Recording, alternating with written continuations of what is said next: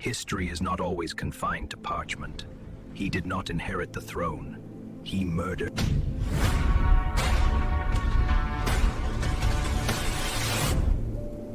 Chapter 1. The Shadow over Scotland. The Curse of the Shadow King, the bloodiest coronation in fictional history, and why we still fear it. History is not always confined to parchment. Sometimes the most profound lessons on power, guilt, and ambition are etched into the very foundations of fiction, in the dark tales of those who dared to defy fate. Tonight we venture into the rugged, blood-soaked plains of medieval Scotland, a realm where honor was currency and treachery was a dagger hidden beneath a cloak of loyalty. This is the stage for a story that, despite its fictitious origins, remains one of the most chillingly accurate studies of a tyrant's decline. We speak of a man whose rise to power was a masterpiece of military skill, and whose subsequent reign became a chronicle of pure, unadulterated madness. We speak of the usurper, the regicide, the one who earned the title the Shadow King. His name was Macbeth, and his coronation was not an act of sovereignty, it was an act of sacrilege. Chapter 2. The Hero Before the Curse. Before the curse, before the crown, Macbeth was simply a soldier, a hero. His titles, Thane of Glamis and later the revered Thane of Cawdor, were earned not by lineage, but by the sword. His loyalty to King Duncan was, by all accounts, absolute. He was a man of action, a whirlwind of steel and strategy. When rebellion threatened to consume the realm, it was Macbeth who drove the enemy back, leaving a wake of carnage so profound it should have satisfied any man's thirst for glory. He was hailed as Scotland's shield, its champion, but beneath the thick hide of armor, within the silent chambers of his own mind, a seed of dissatisfaction lay dormant. The recognition was sweet, but the ultimate prize, the throne itself, was forever out of reach, or so he thought. The fatal turning point for Macbeth, the moment the historical figure gave way to the tragic villain, did not happen in a besieged castle or on a bloody battlefield. It happened on a barren heath, in a flash of thunder and a swirl of mist. The encounter is one of the most studied and feared moments in all of fictional history. Returning from victory, Macbeth and his companion, Banquo, cross a desolate moor, and there, standing against the gray sky, they meet the Weird Sisters. These were not merely fortune tellers, they were the fates themselves, the orchestrators of chaos, the whispers of the void. The first sister hails Macbeth as the Thane of Glamis, a known truth. The second hails him as the Thane of Cawdor, an impending truth, yet unknown to him. And the third, with a voice that cut through the wind and settled in the marrow of his bones, hailed him thus: "All hail Macbeth, that shalt be king hereafter." Chapter 3.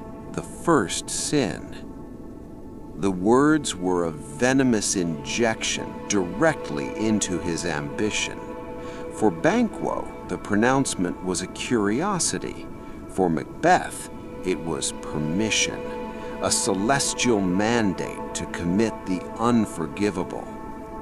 What follows is the psychological analysis of how temptation is forged into action.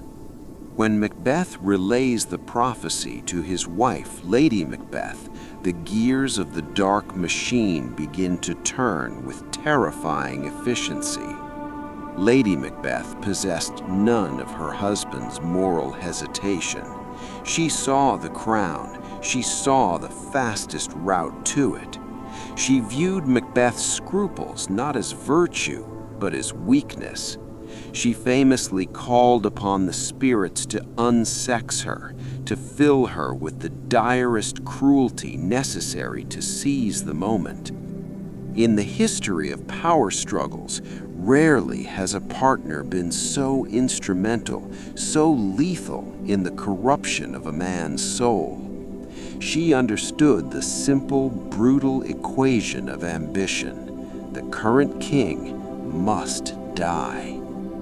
King Duncan, trusting and exhausted, came to Macbeth's castle at Inverness as a guest, a relative. He came under the sacred bond of hospitality.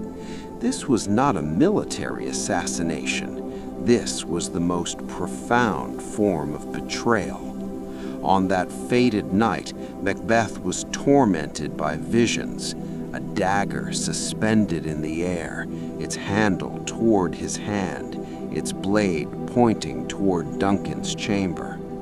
The conscience of the soldier fighting the lust of the king. Yet, under the relentless, crushing pressure of his wife, the choice was made. The script of the prophecy became the outline of a murder.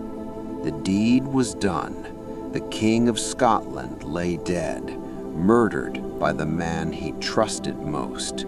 The original sin was complete. Chapter 4: The Shadow King. In the immediate aftermath, Macbeth played the part of the avenger, the shocked, grieving subject. The king's sons fled, fearing for their lives, and in doing so cast suspicion upon themselves. The path was clear. The prophesied outcome was achieved. Macbeth traveled to Scone, the ancient site of Scottish coronation, to claim his prize. But as the crown was placed upon his brow, it was not the gold that weighed him down, it was the blood. The act of regicide had severed his connection to all that was honorable. He was no longer a king chosen by God or man.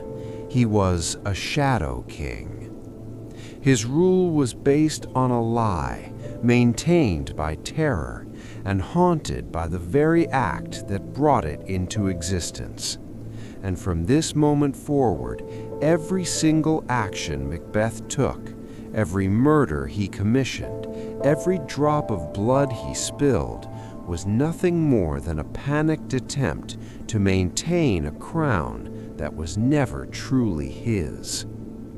The blood of King Duncan had scarcely dried on the castle stones when Macbeth was consumed by a new, more potent fear, the prophecy itself.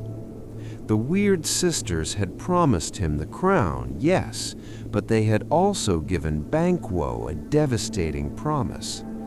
Banquo, they said, though never a king himself, would be the root and father of many kings.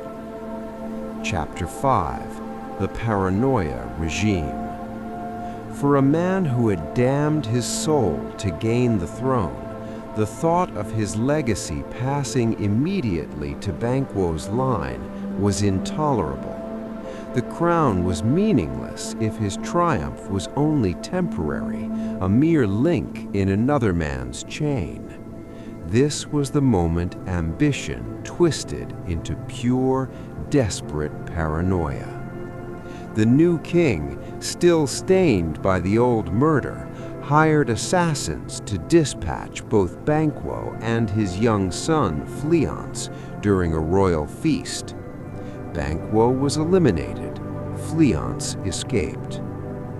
Macbeth, unable to find peace in his palace or his conscience, hosted a magnificent banquet to celebrate his secured power. But history, even fictional history, has a chilling way of returning to haunt the guilty. The feast became his psychological trial. It was there that the ghost of Banquo appeared. The moment Macbeth realized he could never sleep peacefully in his blood-soaked bed, he embraced the identity of the tyrant completely. He sought the weird sisters once more. New prophecies were given. False confidence followed. His blind terror reached its peak with the slaughter of Macduff's wife and children. Meanwhile, Lady Macbeth collapsed under the weight of guilt, sleepwalking through blood-stained memories. The curse had claimed its queen first. Chapter 6: The Fulfillment of the Curse. As the rebellion, led by Malcolm and Macduff, gathered strength, Macbeth fortified himself in Dunsinane Castle, clinging to prophecy as armor. Birnam Wood moved, the illusion shattered. Macbeth fought with feral desperation, trusting the final promise, "None of woman born shall harm Macbeth." But Macduff revealed the final truth. He was not born of woman. The Shadow King fell. Macbeth was slain. Malcolm was crowned. Order was restored. Macbeth's reign remains perhaps the most profound depiction of unchecked ambition. It shows us that once a man crosses the line into blood and betrayal, power becomes a curse. He was not destroyed by enemies, but by his own desire. And that is why the Shadow King still whispers to us in the dark.